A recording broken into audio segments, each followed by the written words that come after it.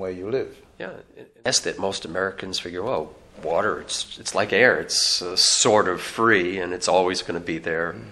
But well, it's not, it's still is free. it? It's still free. You're still not paying for the water. What you're actually paying for is the cost of delivery and treatment. You're not actually paying anything for the water. You pay for the management, you pay for its delivery, for its treatment, but you actually pay nothing for the water itself. Or to what extent would you say there is a movement towards the privatization of the global water supplies, plural? What's your thought on that? I can talk about it.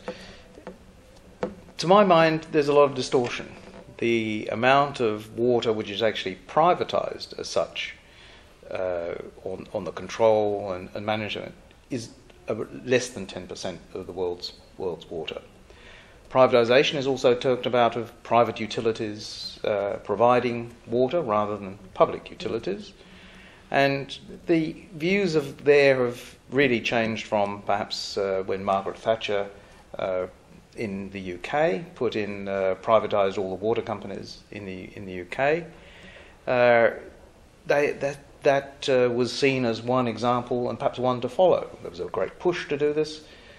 The interesting thing is that even in the UK there's been shifts back towards the public ownership of some of those assets and some of the water, and they're much more. What has evolved from that is private-public partnerships, where the bits which the private companies do extremely well are done extremely well. The bits which public utilities do very well, they're done very well, and they come together and work. So increasingly what I'm seeing is not so much as either privatization or public ownership. It is the private companies and the public companies working together.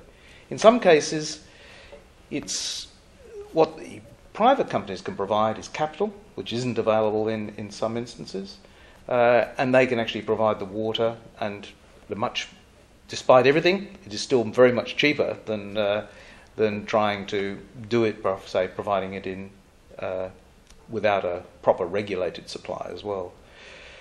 Just as a simple example, quite often the poor people pay 10 times as much.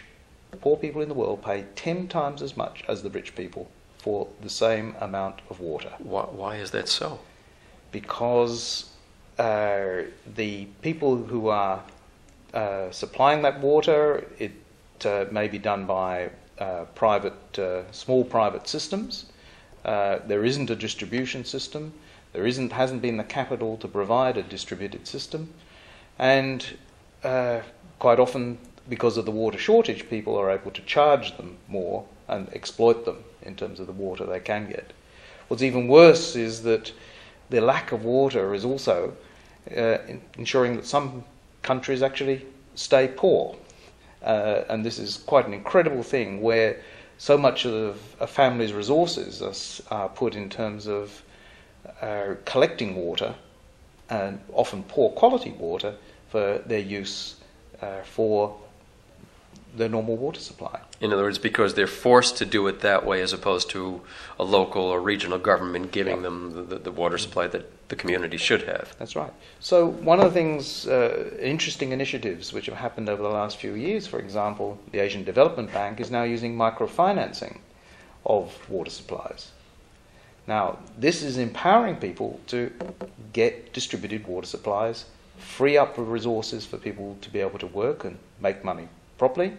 It's freeing up women to be able to look after their children and being able to do more productive things.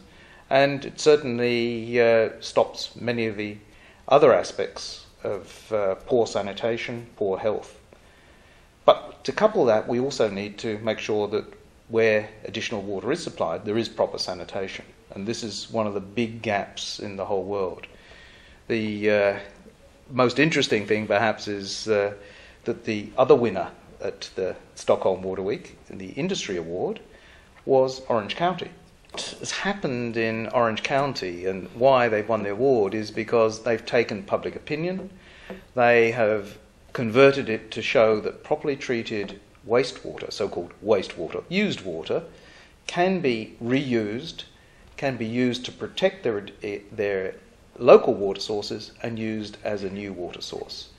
The treatment that they've gone through, the tests that they've gone through, the way they've converted public opinion has meant that they have done a sterling job in showing that proper water management, proper water maintenance can in fact reduce the demand on new water.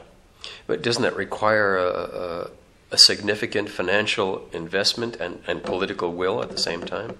Sure. No more than perhaps Singapore did in winning last year. Their capital investment has actually led to a reduction in water price for industry. In the price of water? In the price of water. They've been able to announce, by reusing water, by further investment, that their overall costs have actually reduced for industry in Singapore. They've also increased their security, and altogether they've got better quality water. Some of the greatest advances in this area have actually come from America and being used around the world for economic development.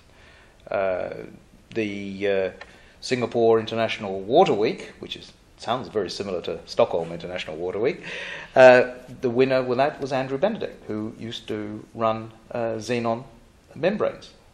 Xenon membranes, explain that. Oh, company Xenon, which Andrew took, manufactured, had a great idea, and the membranes are used to separate salt and water. Mm-hmm. Part of the filtration system, basically. And they're very fine filters, and they take out particles which would make a water unsafe. In combining those and using new production methods, improving the membranes, meant that something which was regarded as an industry luxury and a bit of a research tool is now available around the world for water treatment as part of a standard operational package.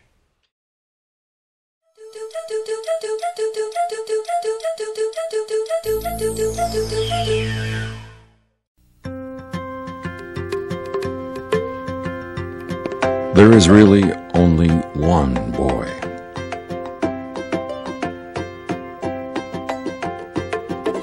One girl.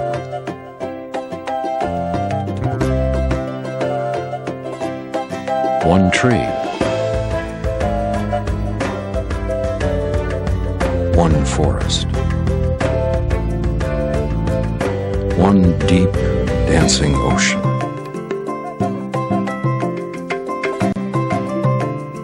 One mountain calling. One handful of sand through our fingers.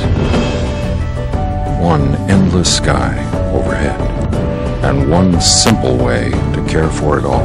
Please visit earthshare.org and learn how the world's leading environmental groups are working together under one name, EarthShare, one environment, one simple way to care for it.